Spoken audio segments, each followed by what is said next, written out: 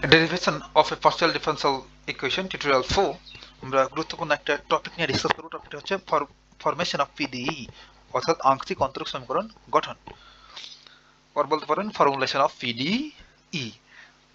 বেশ কয়েকটা পদ্ধতি রয়েছে এবং পিডিই ফর্মুলেশনের, বাট আমরা দুইটা নিয়ে ডিসকাস করব এবং এই দুটোই আমাদের ভিতরে রয়েছে। There are two ways formulate PDE বা পার্শিয়াল ডিফারেনশিয়াল ইকুয়েশন।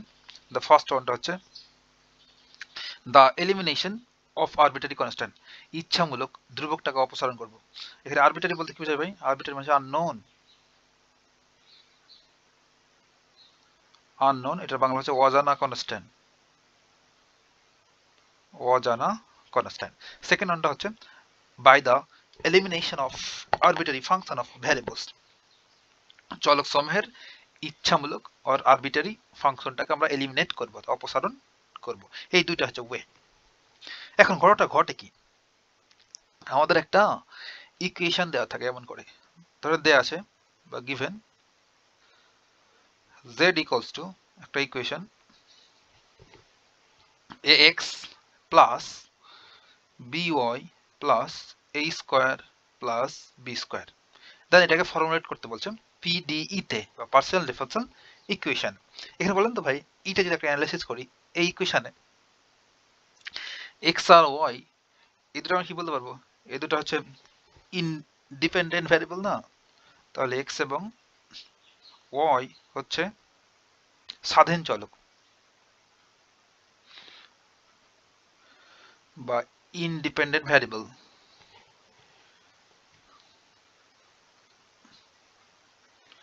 আর এই জেডটা হচ্ছে ডিপেন্ডেন্ট ভ্যারিয়েবল, যেটা অধীন চলক, অধীন চলক। এমন তো লেখে না, অধীন এভাবে লিখে মনে হয়। আর ভাই এখানে এ আর বি এই দুটো হচ্ছে আরবিটারি কনস্ট্যান্ট,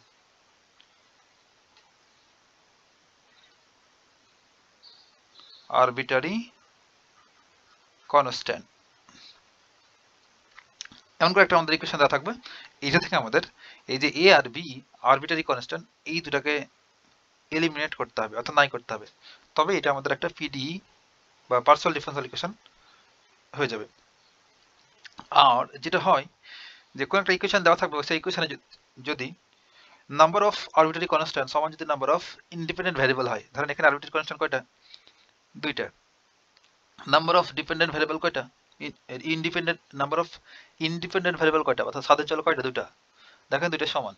এমন যদি হয়, তো এই যে জেড আছে না, অধীন অধীন চলক জেড, এইটারে যদি আমরা পার্সিয়াল ডেরিভেটিভ করি একবার এক্স এর রেসপেক্টে এবং আরেকবার যদি ওয়াই এর রেসপেক্টে একবার করে ডেরিভেটিভ করি, দেন এগুলোকে ইকুয়েশন বানাই, তবে কিন্তু আমাদের এই এ আর বি এই দুটো আউট হয়ে যাবে, অর্থাৎ এলিমিনেট হয়ে যাবে। দেন আমাদের পিডিই টা ফর্মুলেট হয়ে যাবে ভাই। বুঝতে পারলাম? এখন আমরা থিওরি নিয়ে কাজ করব। খুবই গুরুত্বপূর্ণ একটা question. Formation of PDE by the elimination of arbitrary constant, অর্থাৎ ইচ্ছামূলক ধ্রুবক অপসারণের মাধ্যমে পিডিই বা পার্শিয়াল ডিফারেনশিয়াল ইকুয়েশন গঠন। সর্বশেষ 20 সাল আসছিল ভাই, খুবই গুরুত্বপূর্ণ বলতে পারেন।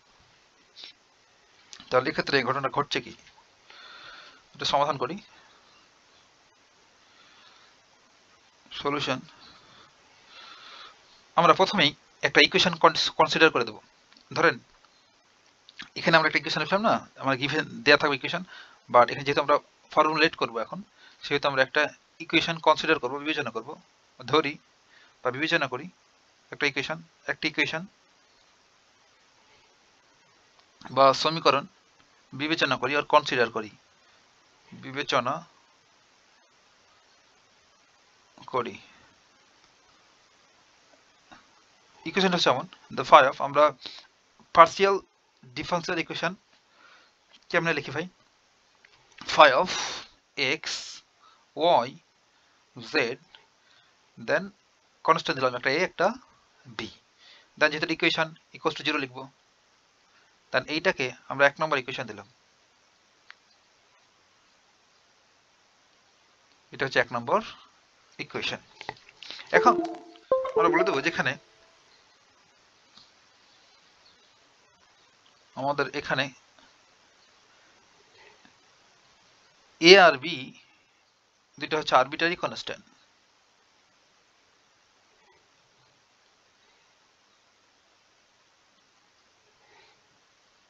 আরবিটারি কনস্ট্যান্ট বা ইচ্ছামূলক ধ্রুবক। আর ভাই আমরা ধরে নেব বা মনে করি লেট অর মনে করি জেড, এই যেখানে জেডটা দুইটা স্বাধীন চলক,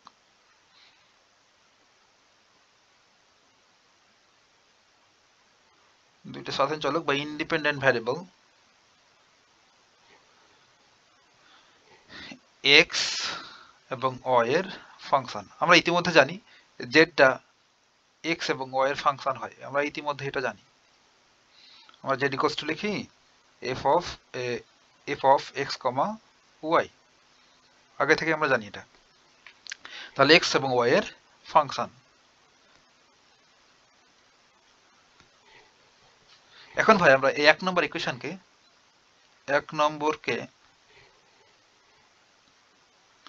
যথাক্রমে বাংলা লেখার যে অবস্থা, এক্স এবং ওয়াই এর রেসপেক্টে ডেরিভেটিভ করব সাপেক্ষে অন্তরীকরণ করে পাই।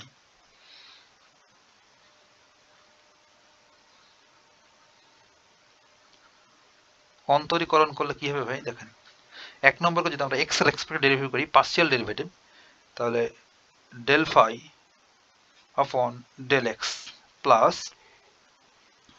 Del phi upon del z into del z upon del x equals to 0। এখন আপনি বলতে পারেন ভাই এগুলো আপনি মুখস্থ লিখলেন নাকি? মোটেও না ভাই। যখন আপনি একটু লক্ষ্য করেন যে এ আর বি হচ্ছে কনস্ট্যান্ট, তাহলে এই দুটোকে যদি পার্শিয়াল ডেরিভেটিভ করি এক্স এর রেসপেক্টে ডেফিনেটলি 0 হবে। আর এখানে ওয়াই এটাও তো কনস্ট্যান্ট, এটাও 0 হবে, তাই না? এখন আছে কি? আছে এখানে এক্স, এখানে আছে ওয়াই। দেখেন আর এই ফাইটাকে আমরা ডেরিভেটিভ করছি এক্স এর রেসপেক্টে, আবার ফাইকে করছি জেড এর রেসপেক্টে, আবার জেড কে করছি এক্স এর রেসপেক্টে। কারণ এই জেডটা হচ্ছে এক্স এবং ওয়াই এর ফাংশন, এবং এক্স এবং ওয়াই এর ফাংশন। দেন যদি আমরা চেন রুল ইউজ করি এটাতে, দেন এই ফিগারটা পাই। এখন জোর করে লিখলাম কিনা আপনাকে এটা চেক করি, হ্যাঁ, যে দেখেন তো এই ফাই কি শুধু এক্স এর ফাংশন? না, ফাই সরাসরি এক্স এর ফাংশন নয়, এটা জেড এর মাধ্যমে এক্স এর উপর নির্ভরশীল ফাংশন। বুঝতে পেরেছেন? এখন এই ফাইটা এক্স এর ফাংশন, ঠিক আছে, সরাসরি এক্স এর ফাংশন, বাট এটা জেড এর মাধ্যমে এক্স এরও ফাংশন, এই জেড এর মাধ্যমে, হ্যাঁ। তাহলে এটাকে আমরা চেন রুল ইউজ করলে এমন একটা ফিগার পাবো। এটা যদি আপনার বুঝতে কষ্ট হয় তাহলে আপনাকে একটু ফিল দিই ভাই। এখন দেখেন এমন করে আপনাকে কে কখনো দেখাবে না, হ্যাঁ, আমার চ্যালেঞ্জ ভাই। দেখেন আমরা একটা জাস্ট ফাংশন নেব, phi equals to z minus x square minus y, একটা ফাংশন নিলাম। যেহেতু এটা ইকুয়েশন সেহেতু ইকুয়ালস টু 0 লিখতে পারবো না? পারবো। এখন এই ফাই ফাংশনটাকে যদি আমরা এক্স এর রেসপেক্টে পার্শিয়াল ডেরিভেটিভ করি, তো দেখেন del phi upon del x, তো দেখেন তো এখন এখানে জেড কে করলে 0, আর এখানে কত হবে মাইনাস, পাওয়ারটা সামনে আসবে 2x, আর ওয়াই কে করলে তো কি 0, তাহলে এটা পেলাম del phi upon del x সমান পেলাম মাইনাস 2x। এবার যদি আমরা এই যে এটা করলাম, এই যে del phi upon del x করলাম, এবার এটা করি তো যে del phi upon del Z, এটা করি, তাহলে কি হবে দেখেন, del phi upon del Z. এখন এইটারে যদি আমরা জেড এর রেসপেক্টে ডেরিভেটিভ করি তাহলে ভেরি সিম্পল, এটার জন্য 1 হবে, বাকি সব কনস্ট্যান্ট 0, পার্শিয়াল ডেরিভেটিভ করলে এটা হচ্ছে 1, তাই না? একদম তাই। এবার দেখেন তো ভাই এই জেডটা কি এক্স আর ওয়াই এর ফাংশন না? আমরা জানি জেড হচ্ছে এক্স এবং ওয়াই এর ফাংশন, এই যেখানে লিখে রেখেছি। তাহলে এটা সমান যেহেতু 0 লেখা আছে, এটা নিয়ে একটু কাজ যদি করি দেখেন তো, তাহলে আমি কি লিখতে পারবো, এটা দেওয়া আছে z minus x square minus y equals to কত 0। তাহলে জেড ইকুয়ালস টু কি লিখতে পারবো, ডান পাশে পাঠিয়ে দিলে x square plus y square. এখন এইটাকে যদি আমরা এক্স এর রেসপেক্টে আবার ডেরিভেটিভ করি তাহলে কি পাবো, 2x না? একদম তাই। এখন দেখুন তো ভাই, এই যে এই জায়গাতে যদি আমরা সব ভ্যালুগুলো পুট করে দিই, এটা এইটা এবং এইটা, তখন লেফট সাইড আর রাইট সাইড সেম হবে না? দেখেন তো, আমরা মিশাই দেবো, বাস আপনার বোঝার জন্য বলছি।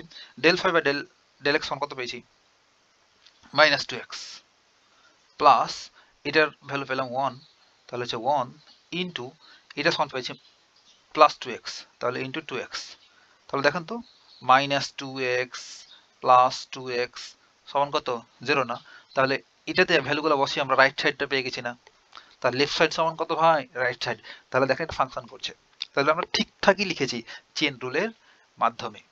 বুঝতে পারলাম? ওকে, এখন এই পোর্শনটুকু আমরা মুছে দিই, এইটুকু আমরা মুছে দিই। বাট এটা আপনার বোঝার সুবিধার্থে এখানে লিখে রাখতেও পারি যে এটা হচ্ছে minus 2x plus 2x into 1, তাহলে এটা হচ্ছে 0। বুঝতে পারলাম? এই যে এখানে বসিয়েছি, এখানে এই যে এখানে লিখলাম আর কি। এখন আর এক লাইন যদি ক্যালকুলেশন করি আমরা এখানে, দেখেন তো এইটাতে, therefore আর ক্যালকুলেশন বলতে আমরা প্রথমেই দেখছিলাম যে del z upon del x, অর্থাৎ জেডকে যখন এক্স এর রেসপেক্টে একবার ডেরিভেটিভ করেছিলাম, এইটাকে আমরা নাম দিয়েছিলাম পি। তাহলে সে কাজটা যদি এখানে করি, del phi upon del x plus এই যে del z upon del x, এটা বলতে পারবো পি। তাহলে P into del phi upon del Z, তাই না? একদম তাই, ইকুয়ালস টু 0। এটাকে আমরা বললাম 2 নম্বর ইকুয়েশন। এখন ভাই একই ভাবে, সরি এগুলো রাফ ভাই, সব এই পাশের এগুলো জাস্ট বোঝার জন্য। নেক্সট পেজে এখন আমরা ওয়ার এক্সপেক্টেড ডেরিভেটিভ করব, অর্থাৎ এই 1 নম্বর ইকুয়েশনটাকে ওয়ার এক্সপেক্টেড ডেরিভেটিভ করলে এখন আমরা বুঝে গেছি, জাস্ট ডাইরেক্ট লিখে দেব del phi upon del y plus del phi upon del z into del z upon del y, একইভাবে ইকুয়ালস টু 0 বলতে পারবো। এবং আমরা জানি যে এই যে del z upon del y, এইটা সমান আমরা লিখেছিলাম কিউ প্রথমে টিউটোরিয়ালে, ফার্স্ট টিউটোরিয়ালে মেবি, হ্যাঁ। তাহলে del phi upon del y plus q del phi upon del z. বুঝতে পারলাম? এটা হচ্ছে ভাই 3 নম্বর ইকুয়েশন। এখন আমরা নাও এখন 1, 2 ও 3 হতে ইচ্ছামূলক ধ্রুবক, যেটাকে আমরা আরবিটারি কনস্ট্যান্ট বলি, আরবিটারি কনস্ট্যান্ট এ এবং বি এলিমিনেট করে বা অপসারণ করে বা অপসারণের মাধ্যমে আমরা পাই, we get phi of x y z, just a আর b এর পরিবর্তে কি লিখে দেবো, p, q, অর্থাৎ a আর b ভ্যানিশ হয়ে গেল ভাই, ইকুয়ালস টু ইকুয়েশন 0। এত আকারের সমীকরণ।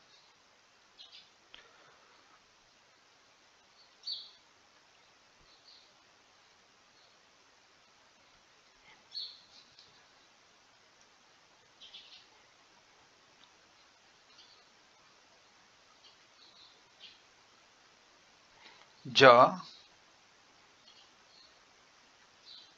এক ক্রমের বা ওয়ান অর্ডারের PDE, অর্থাৎ পার্সিয়াল ডিফারেনশিয়াল ইকুয়েশন। বুঝতে পারলাম? এইটাই ছিল ভাই আমাদের এলিমিনেশন বাই এলিমিনেটিং আরবিটারি কনস্ট্যান্টের মাধ্যমে পিডিই ফর্মুলেশন বা গঠন। এটা আশা করি বুঝতে আপনার কোনো সমস্যা নেই এটা, কারণ জাস্ট এখানে এ আর বি ছিল, এ আর বি কে রিপ্লেস করে পি আর কিউ বলে দিয়েছি। হ্যাঁ, এতটুকু ভাই কথা হবে নেক্সট টিউটোরিয়ালে। এক লোকে দেখেন যেতে, যেখানে এ আর বি কে নাই করে দিয়ে আমরা জাস্ট পি আর কিউ লিখছি। ওকে।